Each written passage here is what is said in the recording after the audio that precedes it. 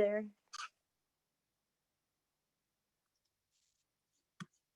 All right. So hopefully everybody is returning from their restroom romps, and we'll get things back started. So Scott, why don't you take this one? Yeah, let's do that. Our next speaker is Jackie Ricotta. Dr. Jackie Ricotta. Thank you very much, Dr. Jackie Ricotta.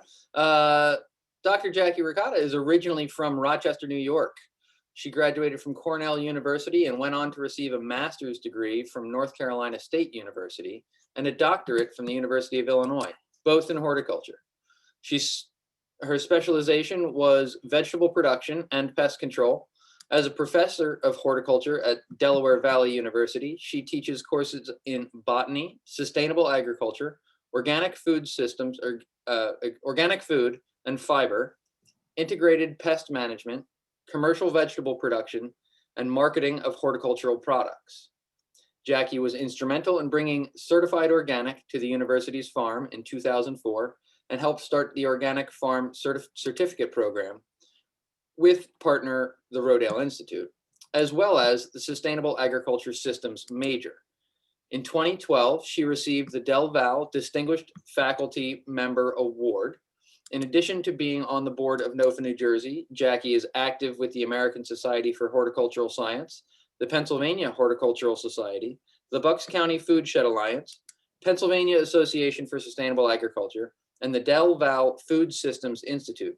She and her husband Randy have 2 sons, and she enjoys reading, gardening, and cooking fresh, delicious Italian food. And occasionally she sleeps. Hello, everyone. Hello.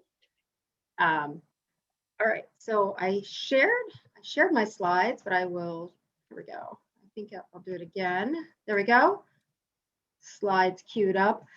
So again, everybody, thank you for being here this morning. I'm really happy to be able to talk with everyone.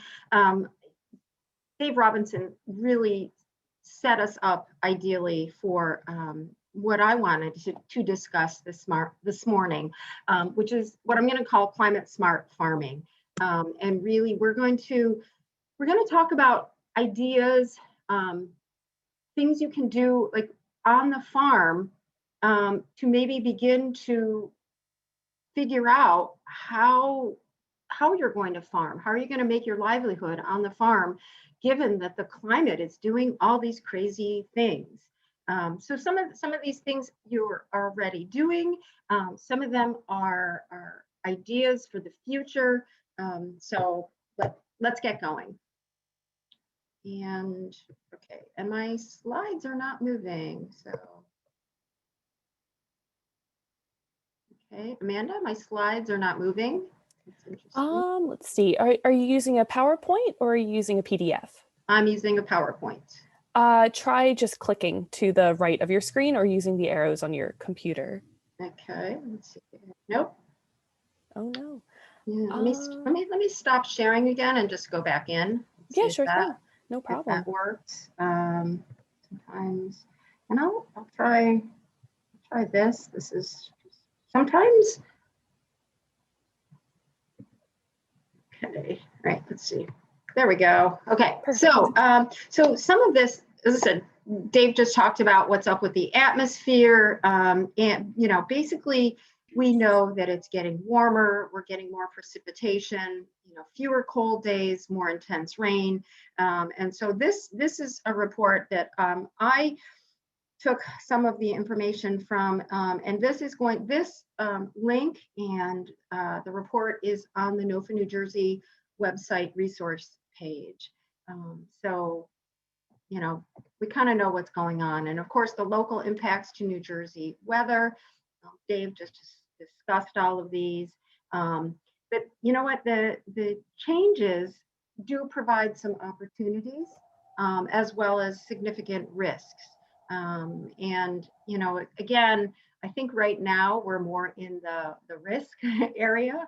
A couple of my takeaways from Dr. Robinson's talk, and I think this is really a hugely important thing for everyone to remember, is that he stated that no agricultural source has supported research in this area, meaning that the USDA, which is one of the major granting agencies for researchers across the country, doesn't have a program to look into this. And I would honestly tell you that as I was researching things for this talk, that some of the more experienced farmers I spoke with actually said that they feel like there are not good answers yet. And so that's what I found really, really interesting, and a little bit distressing, obviously, because we know that there are changes to the weather. We know that the seasons are different. And I think that the agricultural research really needs to catch up to the climate research and what's going on. But of course, these changes to the climate or weather, however you want to term that, basically the number one thing that it's doing is, and I like doing this when I lecture, is I use a little pen to highlight things, because I think overall it makes more difficult production conditions for farmers. This is really it in a nutshell. Again, these extreme weather events, the temperatures. You may have fruit trees that bud out prematurely and then get a freeze. Dr. Robinson mentioned, the fact that, and this was another note that I took, is that the coldest nights of winter are warming up more quickly than the other temperatures. So we are not having those cold temperatures that cause insects and other pathogens to die off. So their life cycles are changed. There are also some hidden effects to climate change that you may or may not be noticing, but the warmer temperatures cause a decreased nitrogen fixation in legumes.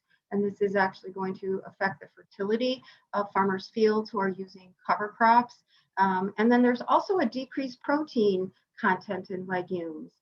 So if you are using, some of these things that you're growing to feed your livestock, the nutrition for your livestock might be changing as well.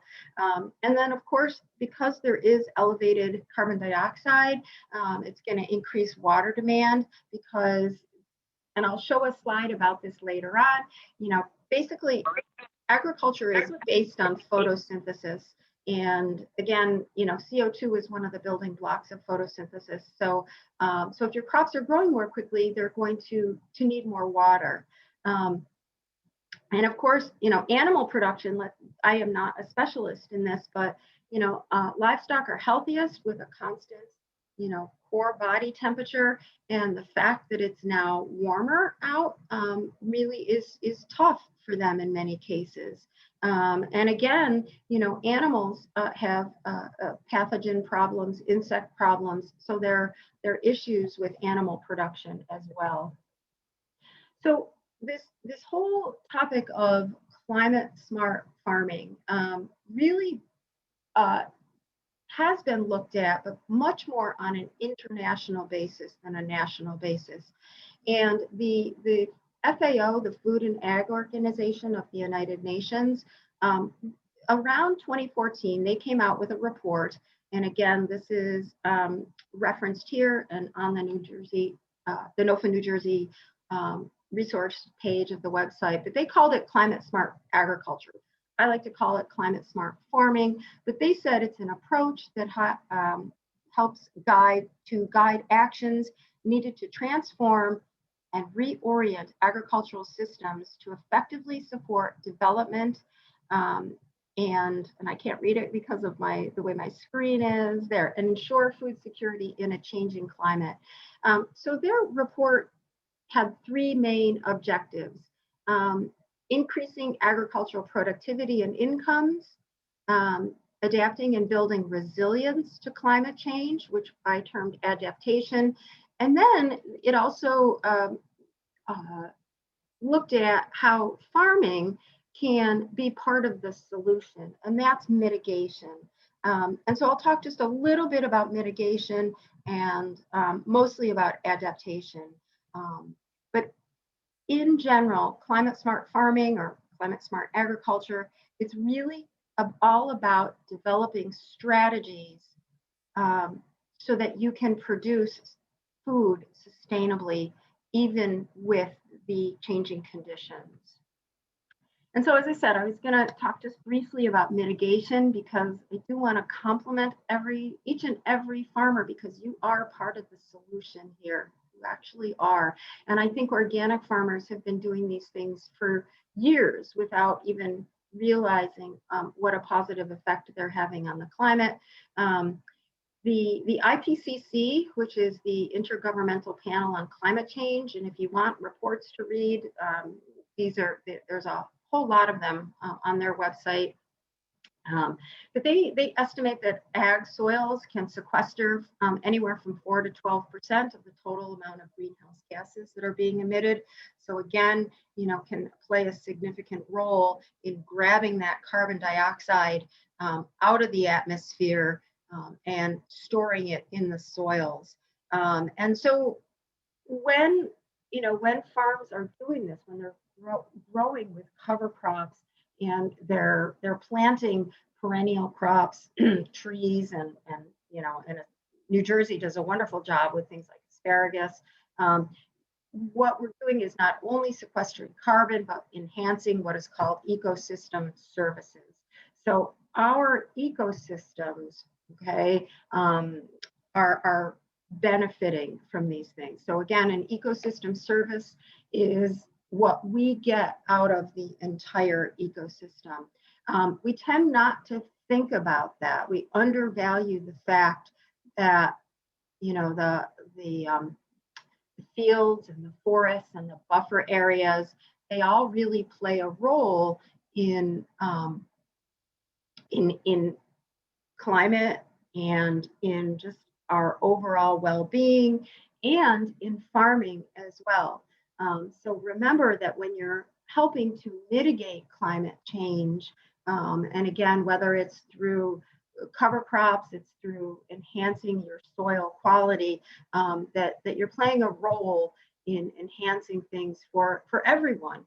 And if you're really interested in this particular area, then the NRCS has a tool called the Comet Planner, and it is just comet-planner.com, and it actually will help you calculate the positive impact that your farm is having on the environment. It's really a neat little tool. It's easy to use, and I recommend this because, again, farmers deserve a lot more applause than they ever get, but it also might be something that in the future, as you apply for grants, that you might be able to use this tool to help actually quantify what your farm is doing for the environment.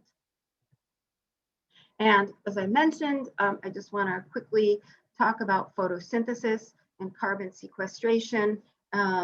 Remember that photosynthesis is carbon dioxide, okay, plus water in the presence of light and chlorophyll, okay, and it makes the starches, and then it releases oxygen, okay, so it keeps our air cleaner as well. And so when we talk about sequestering carbon, pulling it out of the atmosphere and storing it, and the geek in me has to show that this is actually a diagram of a plant cell wall. Okay, and plant cell walls actually hold worldwide, okay, across the whole planet, they hold more carbon than anything. Okay, so animals can't do this, humans can't do this. It is really through the miracle of photosynthesis and the enormous brilliance of plants that we're actually able to take carbon dioxide out of the atmosphere and again, help climate change. So, so really important. And I just love to show this slide because everyone really tends to forget what's going on underneath the surface of the soil. We see plants, we see insects, but we don't really see roots. And this is a piece of art. It's called The Secret Life of Roots. And it really shows how much is going on underneath the ground. And so this as we talk about mitigation, think about the fact that the carbon dioxide from the atmosphere is being taken up through photosynthesis, and then through the growth of plants is creating all of this root mass underneath the ground. And so something that certainly every farm can think about doing. And I'm sure that most organic farms are doing this through the use of cover crops already. But where I wanted to focus the majority of my talk this morning is about adaptations and resiliency. How can farmers, figure out how to keep moving forward, given what we just learned, that the climate is going to continue to change, and it's going to get warmer. There may be more water, all of these things. So resiliency, we tend to think about it as meaning to bounce back after something occurs, but research has actually shown in the past few years that resiliency is how you adapt. Okay, and they actually term it your adaptive capacity.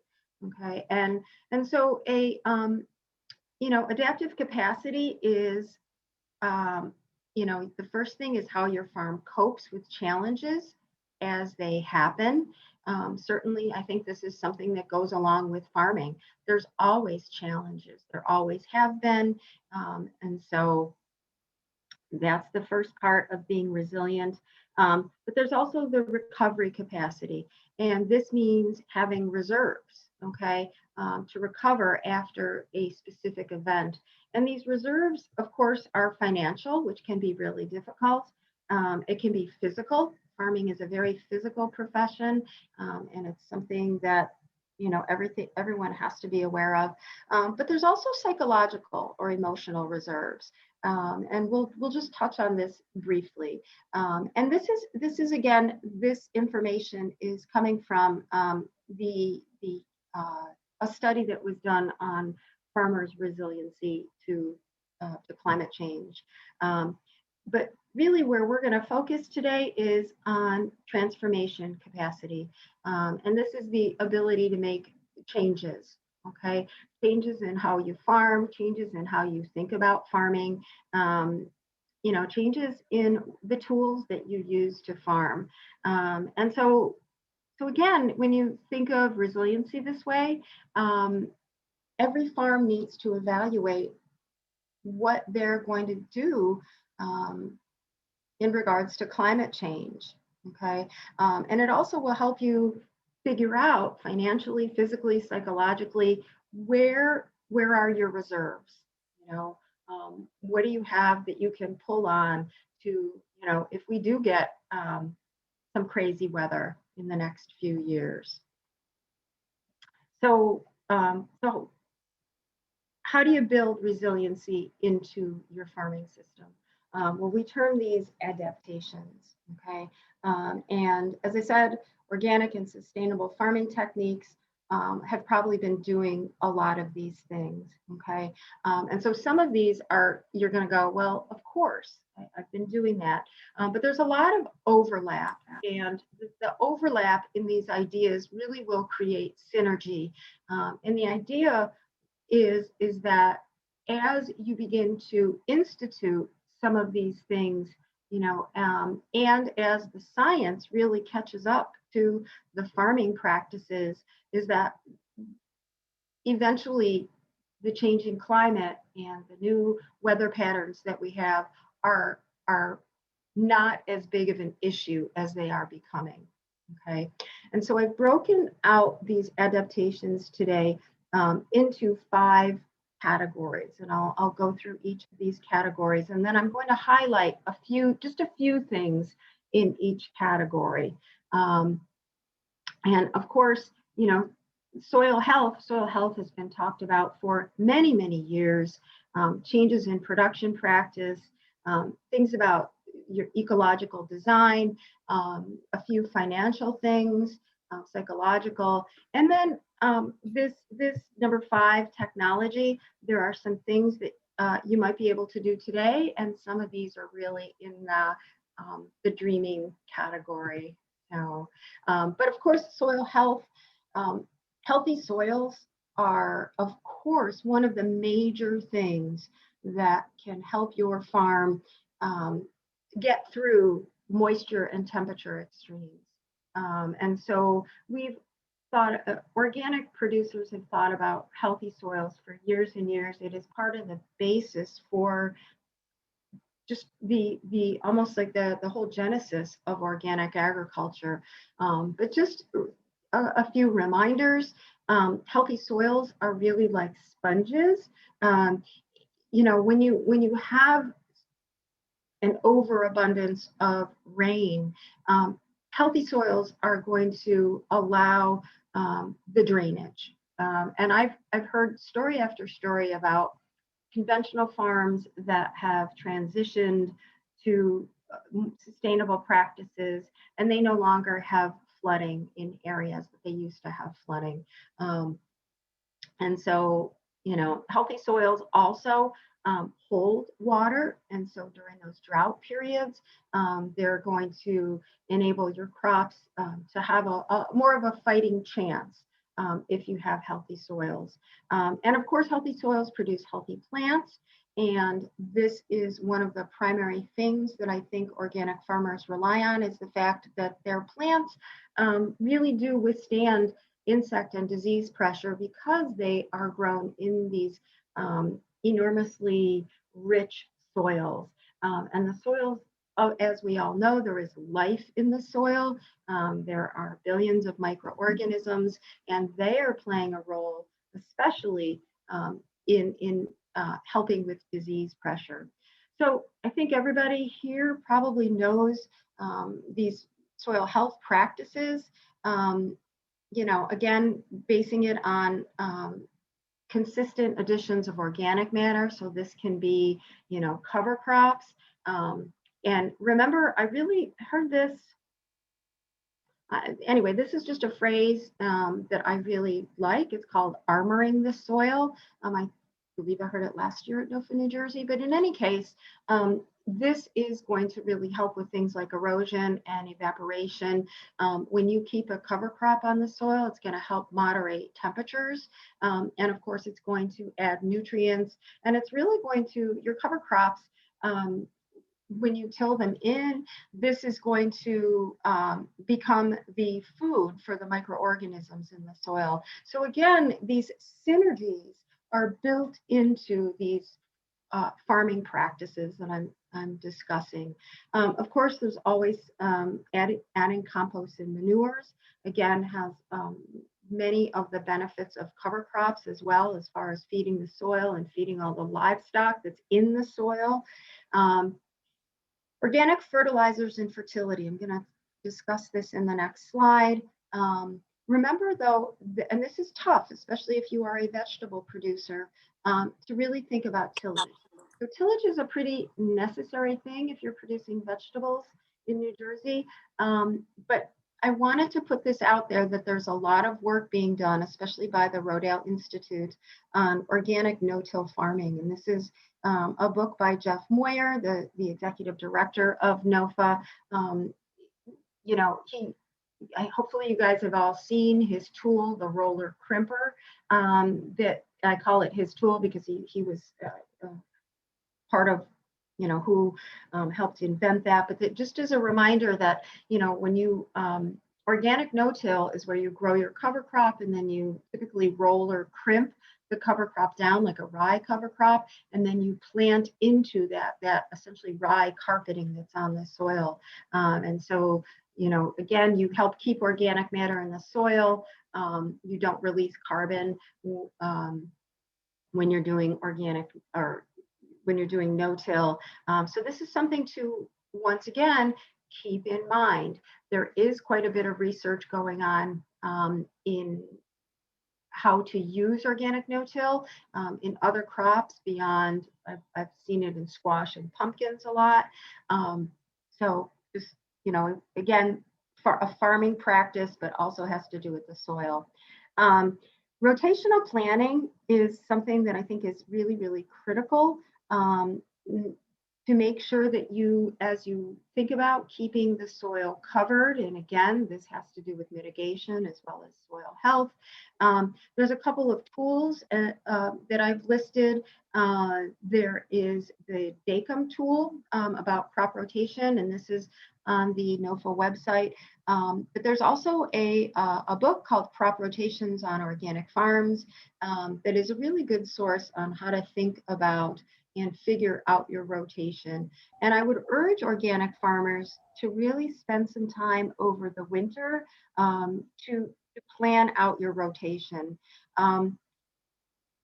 Meaning that rather than thinking about, oh, you know, the zucchini crop is done, what should I cover the soil with?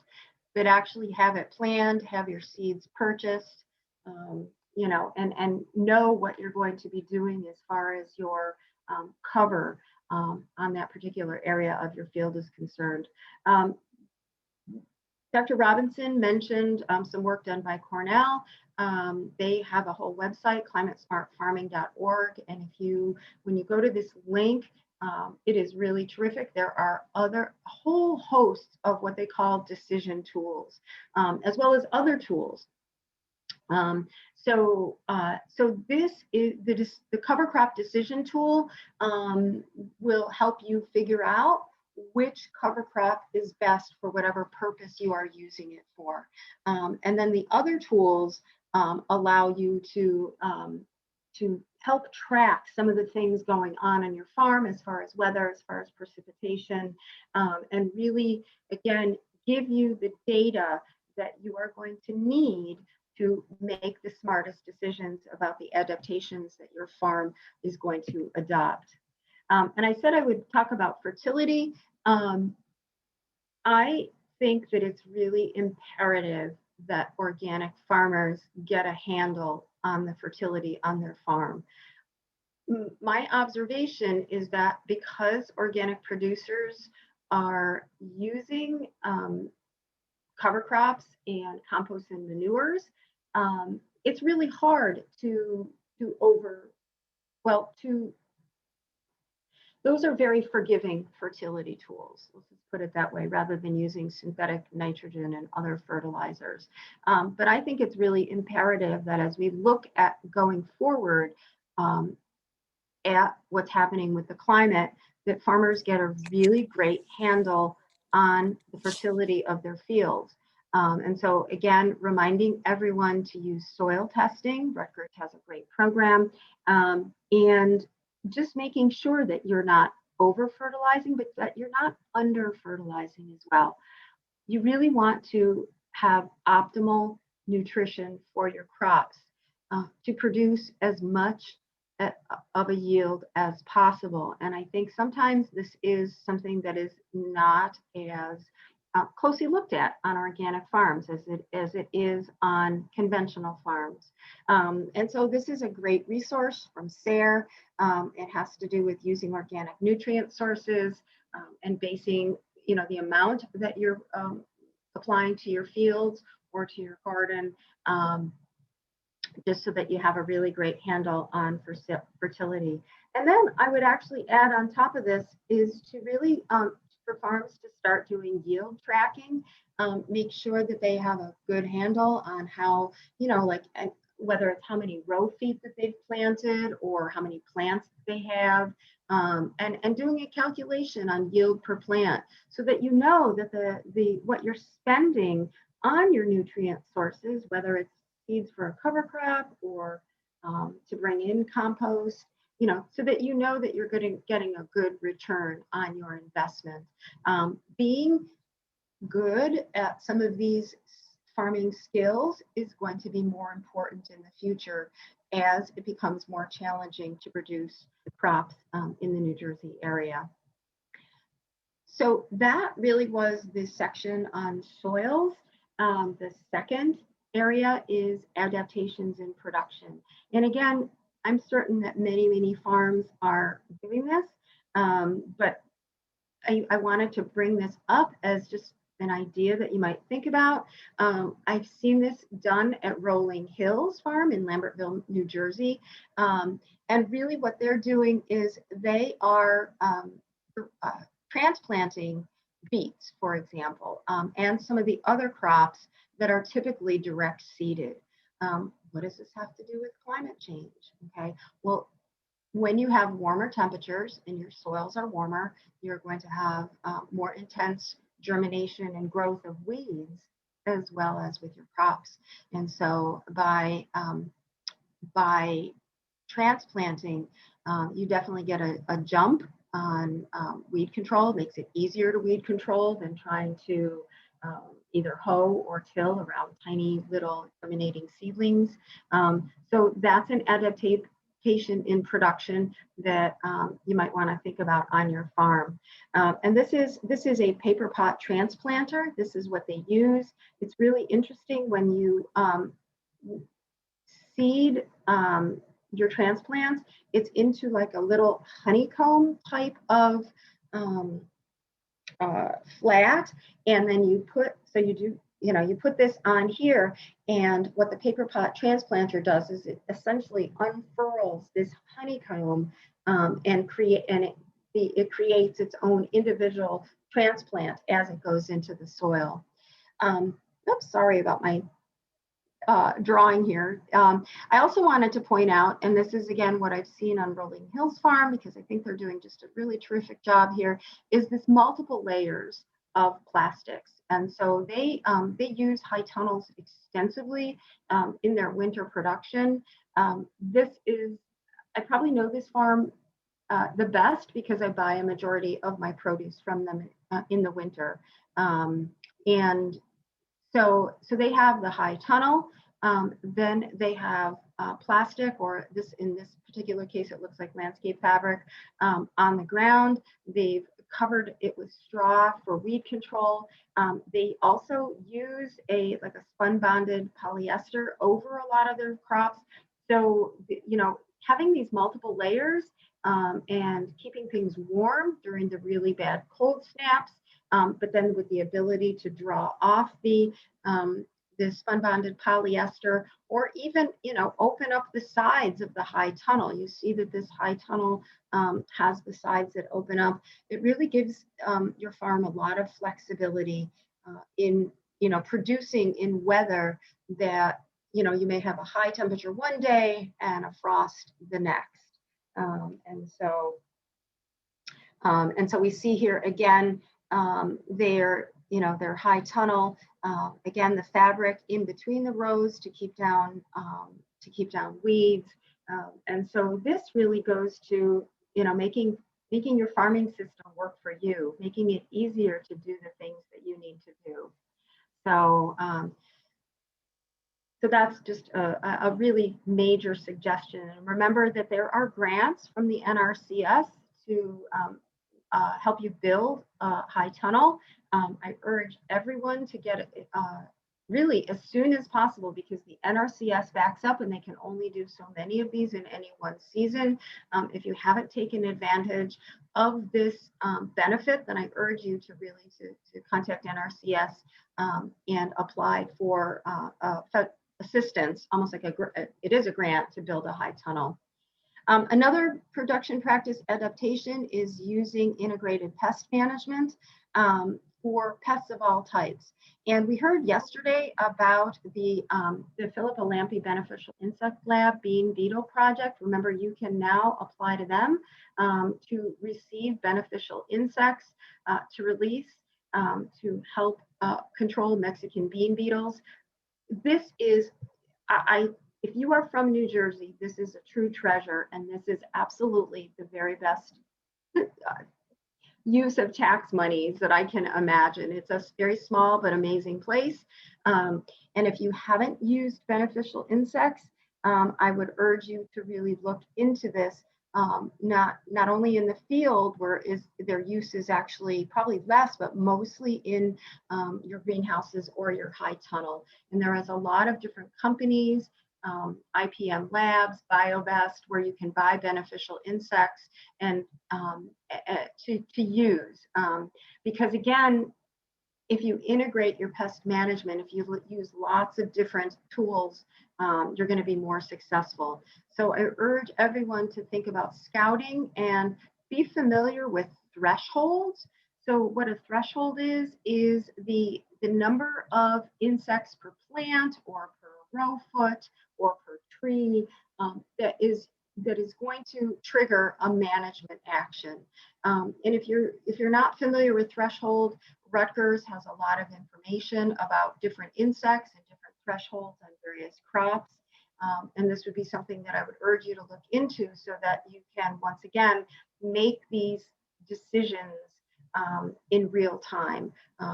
So think about both preventative and curative measures. And just as all of us right now are, we know that, in fact, as I look out my window, it's starting to snow here. So I've planned ahead for this storm. Okay, I have bread, milk, eggs in the fridge. I have enough vegetables. Okay. I would say, and this is not on a slide, but I would say you have to use that planning mindset now for farming. Plan for everything that you can. Okay. Plan for weeds.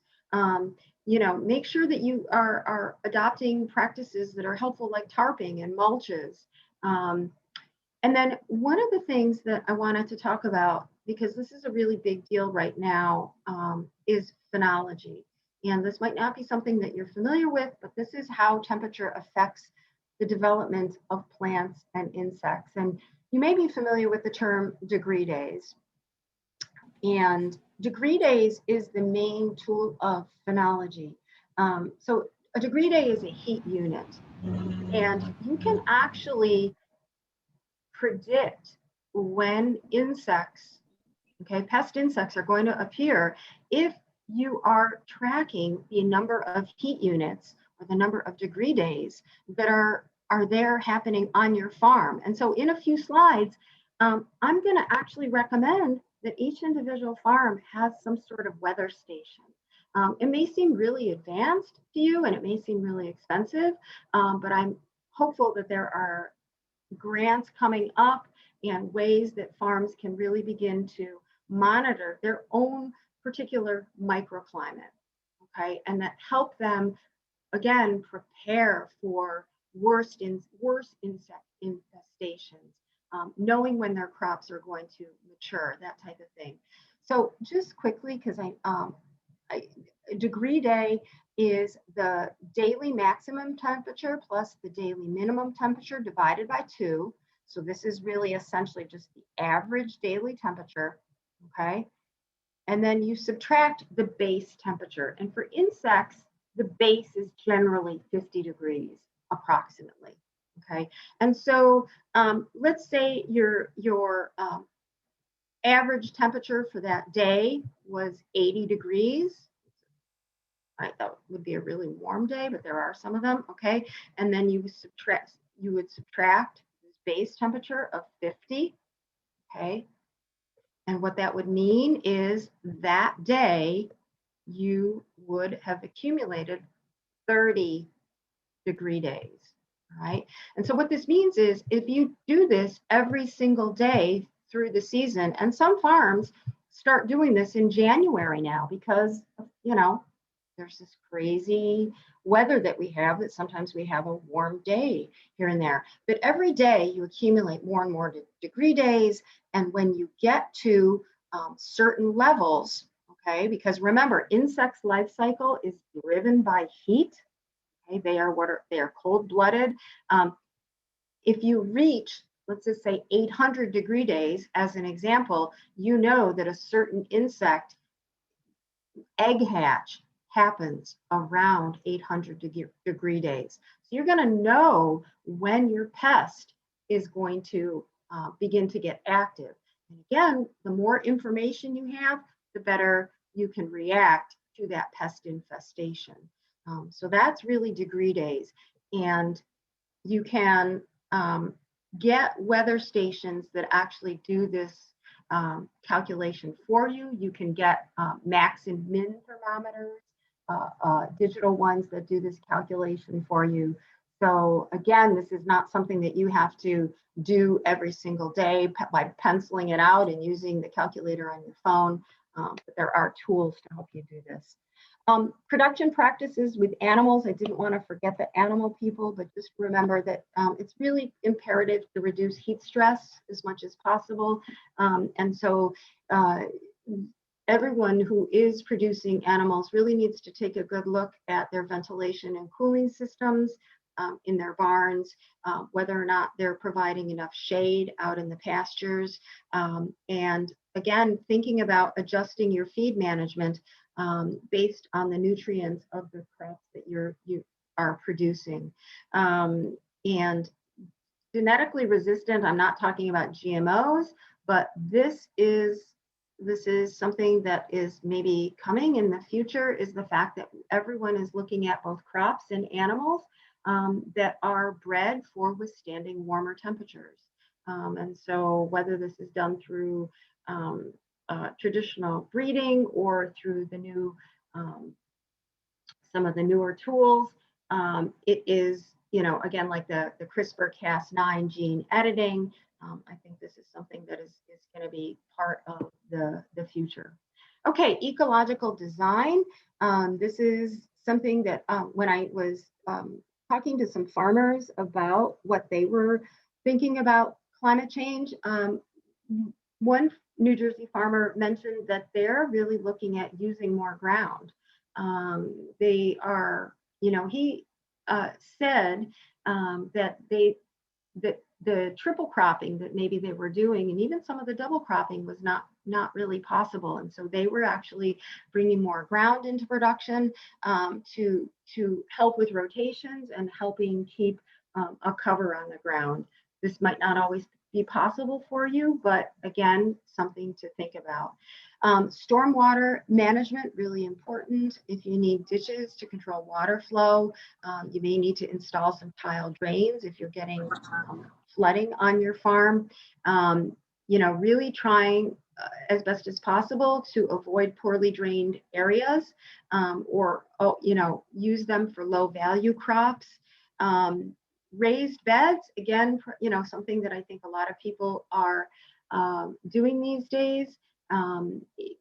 Some farms are even going to permanent beds or permanent raised beds for better drainage.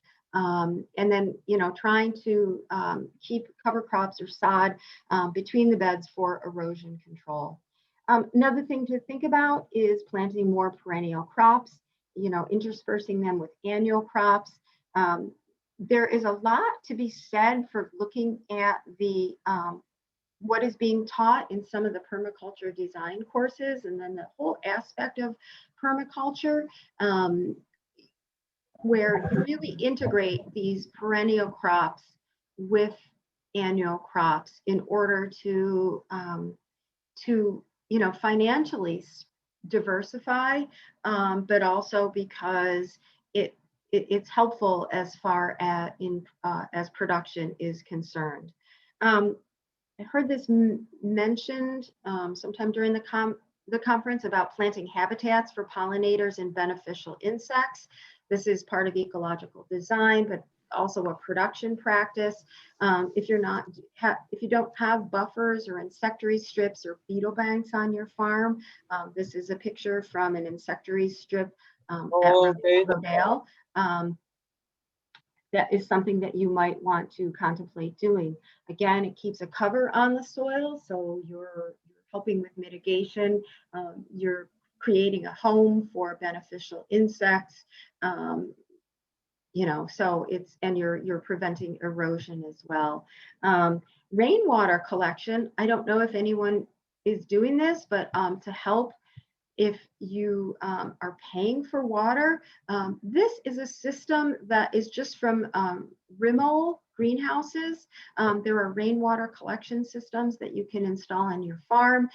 This might be something that NRCS helps pay for as well, because they are, if you are running into drought periods, and wow, that was one of the things that Dr. Robinson really said, a term I had never heard, that he called it a flash drought. Having a rainwater collection system might be an adaptation that is really, really helpful on your particular farm. Okay, diversification.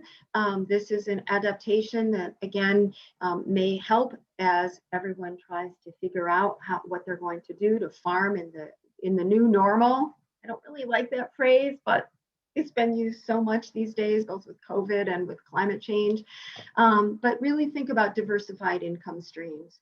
I think I'm a big fan of value-added products, and I put a picture of my favorite value-added product here.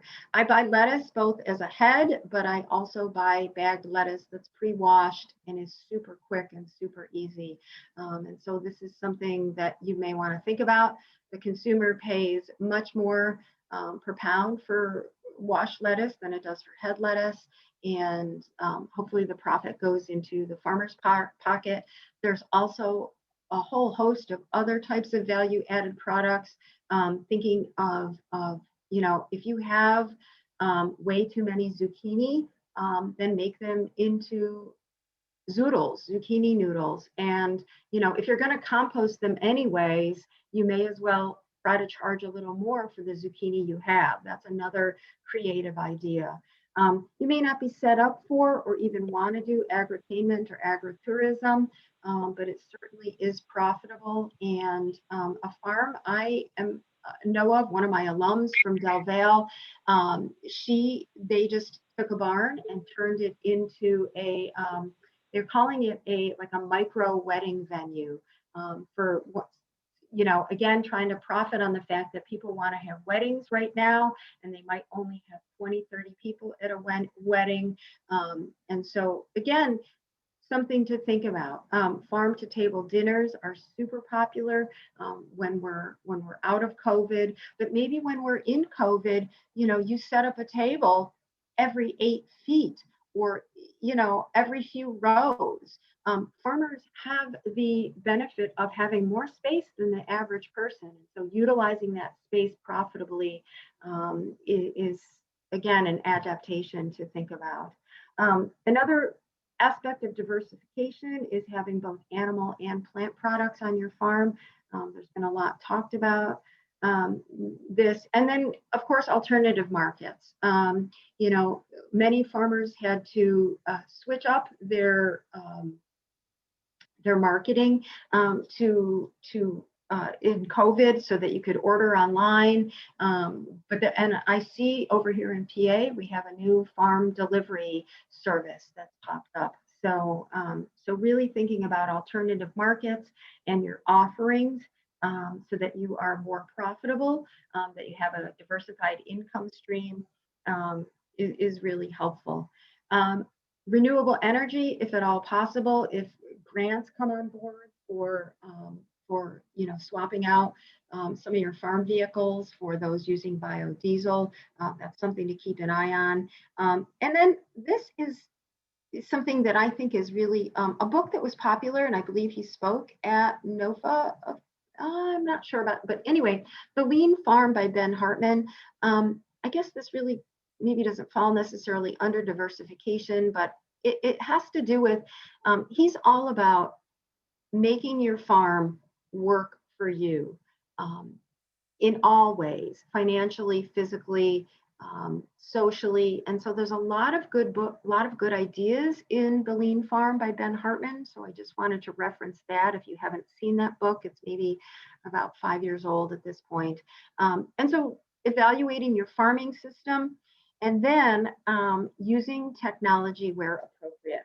And I'm almost done here.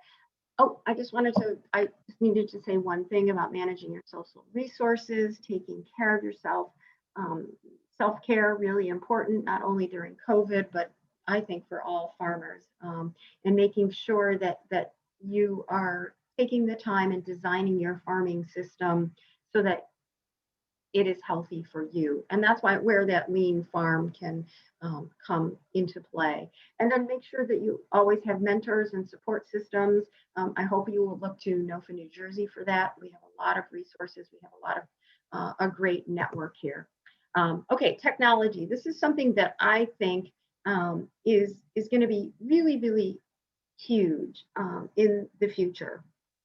And I want to say just two things because I talked to a farmer just recently, and I didn't have a chance to add it into, before I jump into technology, didn't have a chance to add it into my slides, but just making sure that you have chosen the right irrigation system is really important. And then something I had not thought of was refrigeration.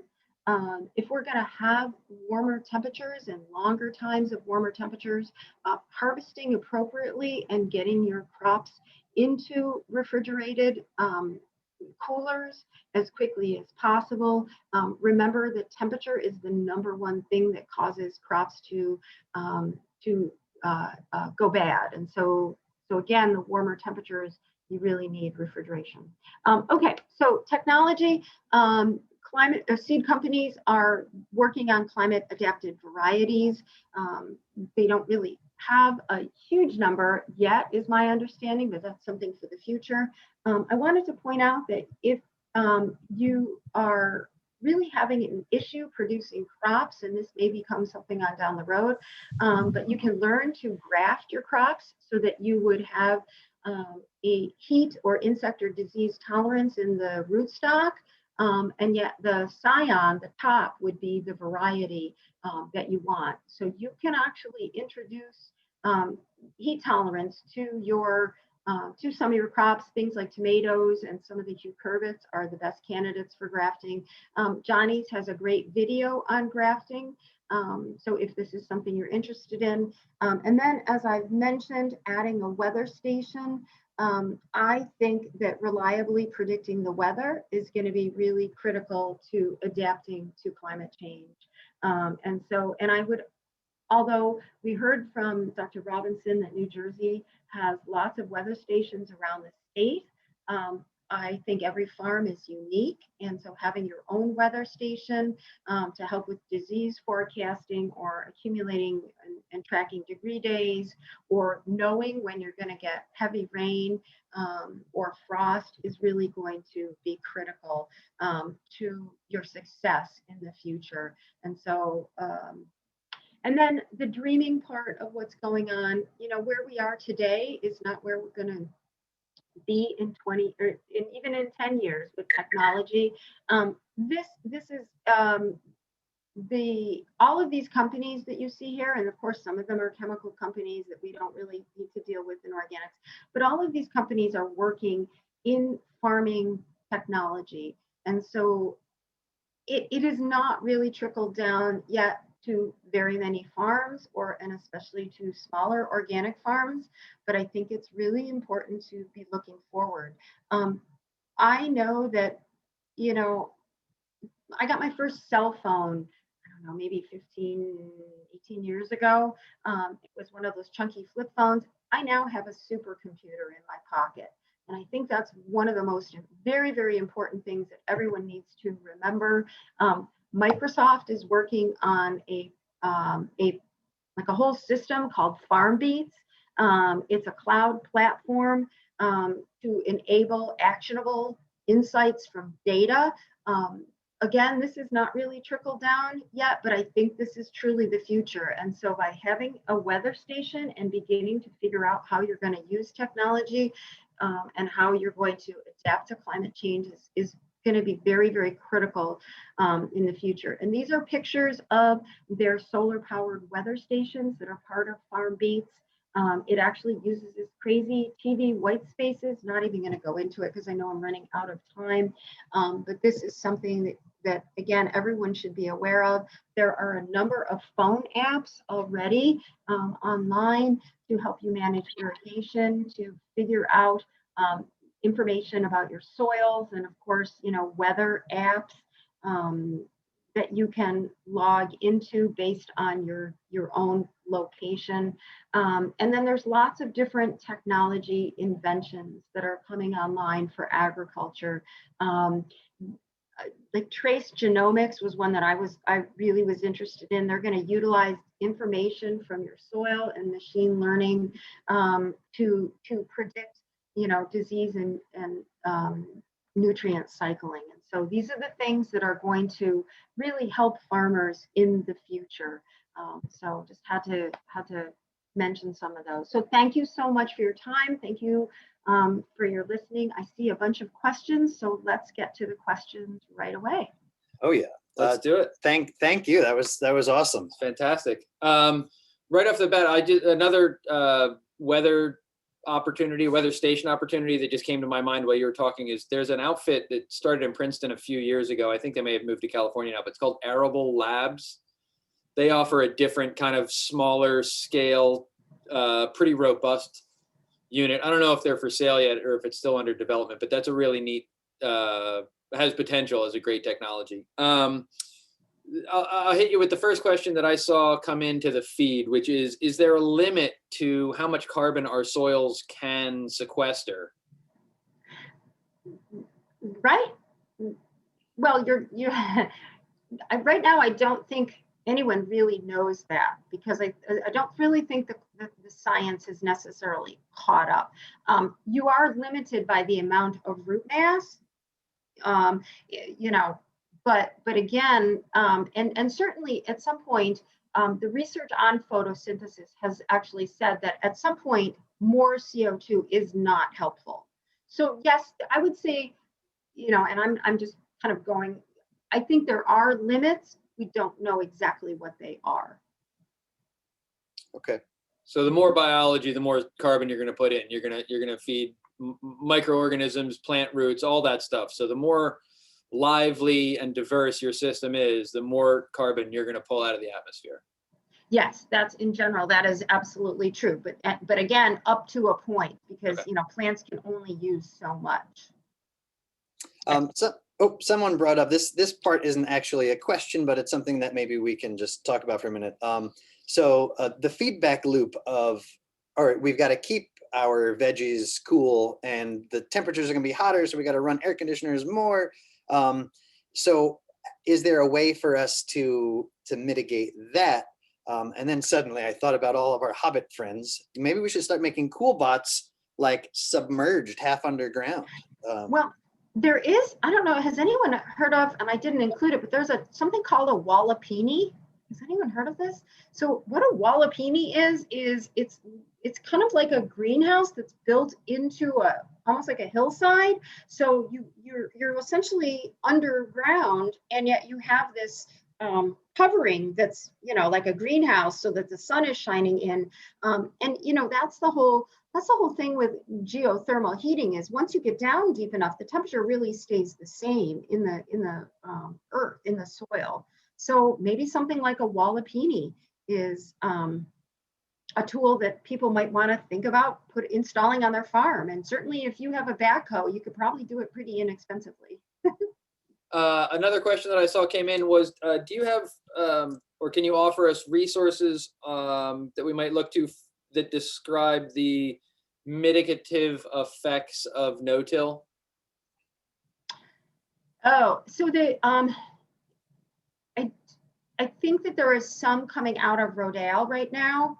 Again, kind of the mitigating effects of no-till are the fact that you're using a cover crop, and that you are, again, it's just that you have this really thick cover crop, so you're grabbing carbon out of the atmosphere to sequester it. Also you lose carbon through tillage, and I don't really know. We don't really have a resource for how much that is. I can try to look into that though and add it to the NOFA resource page. Okay. That would be awesome. Thank you. So our last question is going to be a kind of conglomerate of a few people's questions. So they're wondering if you would recommend planting cover crops in place of a traditional lawn, or alternative ground cover plants that are more attractive to beneficial insects. And what do you feel are the most beneficial insects for our area? So I'm currently in discussion with my husband about getting rid of our lawn. Not really getting too far, but I'm really pretty confident that I will prevail, and because we live in a basic suburban home, and I've minimized the lawn as much as I can, but we do still have some left. But anyway, so yes, I think having less lawn and and you don't necessarily have to have, it's up to you what you want in your front lawn, but there are lots of beautiful native species that you can plant to, that will take up, that will look nice, and they will also use carbon dioxide. I am really a big fan of Doug Tallamy's book, Bringing Nature Home, and it's all about using native species in your yard. So I would almost say that's maybe kinder to your neighbors than a cover crop in your front yard. And then my favorite beneficial insect, well, again, I'm going to say what the New Jersey Beneficial Insect Lab has done, because this is, they've really had a huge positive impact on the Mexican bean beetle as a pest on soybeans in New Jersey over the last few years. A lot of New Jersey soybean farmers don't even need to spray any longer. So that's a really effective beneficial insect. And then in the greenhouse, I'm a really big fan of a parasitoid called Ophidius. It lays its eggs in aphids, and it really increases your aphid population. Nice. Cool. Awesome. Thank you so much. That was incredible information. Yes, thank you, Dr. Ricotta. We look forward to talking to you more again. You did wonderful. Thank you. Thanks, Thank you. everyone. And I just also want to just take a moment of, since we can't really clap, it's a kind of weird scenario, but I'm sure you all are feeling also the gratitude to all of our speakers today. They're gathering here, not just because they love what they're talking about, because they want to make an impact. They want to create ripples, and we are those ripples, which will then create more ripples. So this is such an awesome opportunity that we're doing, and I want to thank you all for being a part of it. Before we go on our next little 5-minute break, I just want to read you the bio of our